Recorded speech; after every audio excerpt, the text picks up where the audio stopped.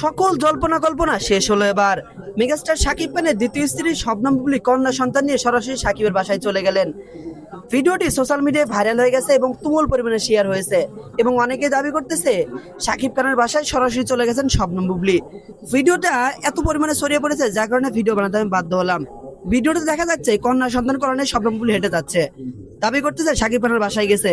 তবে আপনাদের একটা জানি রাখি, বর্তমানে শাকিব খান কিন্তু আমেরিকাতে অবস্থান করতেছে। শাকিবের বাসায় যাওয়ার পরে শাকিবকে নাকি খুঁজে পান নাই। শাকিবের মায়ের সাথে এবং শাকিবের বাবার সাথে কথা হয়েছে, তারা নাকি আশ্বাস দিয়েছে বাচ্চাকে মেনে নেবে শাকিব খান। গত 4 মাস আগে কন্যা সন্তান জন্ম দিয়েছেন শবনম বুবলী। ফেসবুক একটা পোস্টের মাধ্যমে তিনি জানিয়ে দিয়েছেন এবং সেখানে শাকিব খানের নামও মেনশন দিয়েছেন। কিন্তু বড় দুর্ভাগ্যের বিষয়, 4 মাস পার হয়ে গেল, বাচ্চার বিষয়ে এখন পর্যন্ত মুখ খুলেননি শাকিব খান। এতে করে মিডিয়ায় যেন আলোচনার ঝড় উঠে গেছে। শবনম বুবলীর দ্বিতীয় বাচ্চার বাবাকে বিষয়টা নিয়ে বিভিন্ন মহলে বিভিন্ন প্রশ্ন কিন্তু উঠেছে। শুরুতেই নাম এসেছিল শরীফুল রাজের, পরবর্তীতে নাম আসে আবার মাহফুজ খানের। এরকম বিভিন্ন নামই কিন্তু সোশ্যাল মিডিয়ায় ছড়িয়ে ছিটে পড়ে। তবে আপনাদের একটা কথা ক্লিয়ার করে রাখি, এই বাচ্চার বাবা মেগাস্টার শাকিব খান। কারণ শবনম বুবলী নিজেই বলেছেন তাদের ডিভোর্স হয়নি, তারা এমন একটা পর্দা রয়েছে, তারা চাইলে আবারও সংসার করতে পারবেন।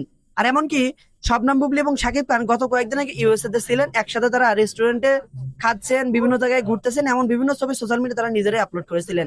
শবনম বুবলীর যে ভিডিওটি শুরুতে আপনারা দেখলেন, এই ভিডিওটা নিয়ে আপনার মন্তব্য কি অবশ্যই জানাই দেবেন আমাদের ভিডিওর কমেন্ট বক্সে।